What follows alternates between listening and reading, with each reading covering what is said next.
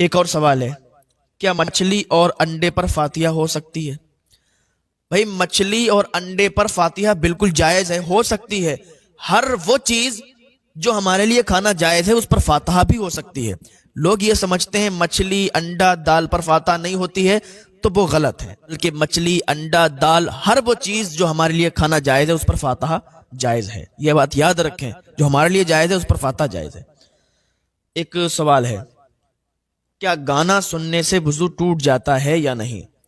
دیکھو ایسا ہے، گانا سننا یہ حرام ہے، گانا سننا جائز نہیں ہے، لیکن گانا سننے سے وضو پر کوئی فرق نہیں پڑتا، وضو نہیں ٹوٹتا ہے۔ لیکن بچیں کہ گانا نہ سنیں۔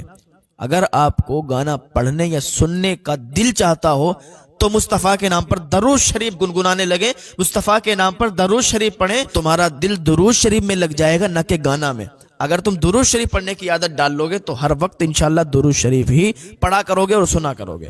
ایک سوال اور ہے، کیا عورت فاتحہ پڑھ سکتی ہے یا نہیں؟ یہ بھی ایک مسئلہ ہے۔ بہت سے لوگ سوچتے ہیں کہ ہمارے گھر تو خواتین ہیں، پڑھی لکھی بھی ہیں، تو یہ فاتحہ نہیں کر سکتی۔ ایسا نہیں ہے۔ اگر کوئی خاتون ہے، پڑھی لکھی ہے یا پڑھی لکھی نہیں بھی ہے لیکن فاتحہ کرنا آتا ہے اسے، قرآن پاک کی کوئی بھی سورت یاد ہے تو جو سورت یاد ہے وہی سورت پڑھ کے اگر وہ ثواب پہنچا دے گی تو فاتحہ ہو جائے گی۔ فاتحہ کا نام یہ نہیں ہے کہ آپ کو پورا قرآن یاد ہو، اس کے بعد آپ وہ قرآن شریف کی تلاوتیں کریں، اس کے بعد پھر اچھی طریقے سے بخشیں۔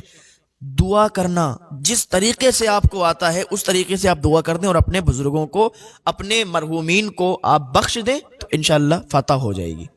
کوئی نہیں، عورتیں فاتحہ کر سکتی ہیں۔ ایک مسئلہ اور ہے، کیا غصے میں طلاق ہو جاتی ہے یا نہیں؟ دیکھو غصہ ہو یا سادہ ہو، طلاق ہو جاتی ہے، اور انسان جب طلاق دیتا ہے تو پھر غصہ ہی ہوتا ہے۔ پھر بہت سے لوگ کہتے ہیں میں نے تو غصے میں دے دی طلاق۔ جب غصے میں ہی دی جاتی ہے طلاق اکثر، تو طلاق ہو جائے گی۔ بہت سے لوگ کہتے ہیں میں نے غصے میں پتہ نہیں کتنی بار دے دی۔ غصے میں انسان جب دیتا ہے تو ایک بار نہیں دیتا ہے بلکہ 10-15 بار دیتا ہے، طلاق طلاق طلاق طلاق طلاق 10-15 بار دے دیتا ہے، تو غصے میں طلاق ہو جاتی ہے اور ایسے بھی طلاق ہو جاتی ہے۔ ایک سوال اور ہے کہ عورت کے ہاتھ پر نیل پالش لگی ہو تو غسل ہوگا یا نہیں ہوگا؟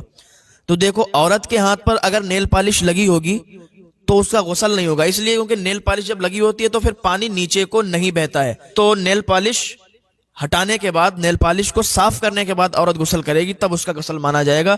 لہٰذا اگر نیل پالش لگا کر غسل کرے گی تو پھر غسل نہیں مانا جائے گا۔ مولانا تحسین جیلانی صاحب کے بیانات سننے کے لیے تحسین جیلانی آفیشیل کو سبسکرائب کریں۔